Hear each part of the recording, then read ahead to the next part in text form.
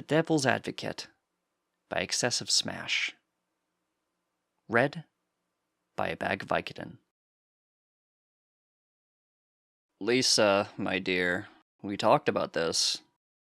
Ugh. I'd been in high school when that bitch Jessie had tried to slap me for, get this, giving her boyfriend the evil eye. The hell does that even mean? Anyways, I'd caught her hand and made her slap herself. Why are you hitting yourself? Aw, man, her face had been quite something as me and everyone in the hallway erupted in laughter. But the vision shattered, and there I was, lying on a mat in the middle of a large, white, empty room. There were hundreds of thousands of mats spread out in either direction with people laying in them, every human who wound up here in the history of man in this one, impossibly large, white, sterile hall. There were sounds of screams and crying all over the place, and a few unthinkable monstrosities walked among the rows, delighting in the moans and screams of the damned as they tossed and turned, reliving the worst moments of their lives. They all gave me a wide berth. I sat up and rubbed my eyes. I'd had my hair cut short when I died, so thankfully my hair wasn't all screwed up. Gotta look good for the devil, of course.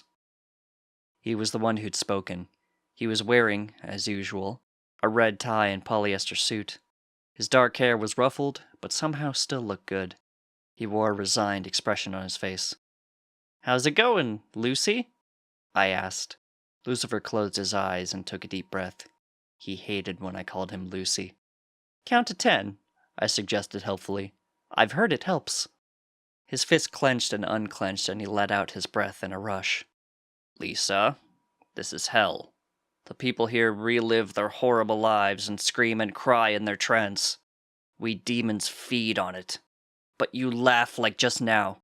You realize what that does to the ambience of the place?" As if on cue, the man next to me started screaming his lungs out, presumably reliving some horrible moment.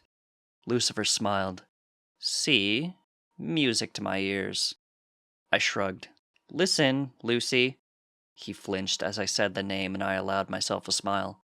"I can't control what I do in my sleep, and even if I could, I have no desire to do so. And I'm not hurting anyone." "Not hurting anyone, my ass!" Lucifer blurted. "You remember Shoggoth?" "Ah, Jesus Christ." Lucifer's nose scrunched up at the name, but he gave no further reaction. He hated the word Lucy far more. "That was once. I apologized." Lucifer gave me a deadpan look. "He thought you were going to scream in horror, but you gave a laugh of excitement. It's like opening your mouth to eat, but instead of food, someone shoots you with a bullet. Shoggoth is still not even back at 50%. I smiled as I remembered that moment. I'd been reliving my first skydive. I was parachuting over the city, and I'd landed in some celebrity rooftop pool party. My entrance was so epic, no one kicked me out. Man, that place had the best drinks of my life. Lucifer snapped his fingers to bring my attention. "Have you been listening, Lisa?" I gave him a sheepish smile. "Not really," I said. "Sorry." Lucifer massaged his temples. "If only hell was back like it was in the old days, with lava and the torture." Lucifer shook his head and stood up. "You still don't want the heaven transfer?" he asked. "I can call in a favor or get you there." "I really doubt it's better than this, Lucy, though I appreciate the offer," I said, and flashed him a smile dripping with sincerity. Lucifer nodded as if expecting the answer, and began to walk away. "Till next complaint, then, Lisa." But I was already down under, reliving that time I was in a jousting tournament with rhinos as mounts.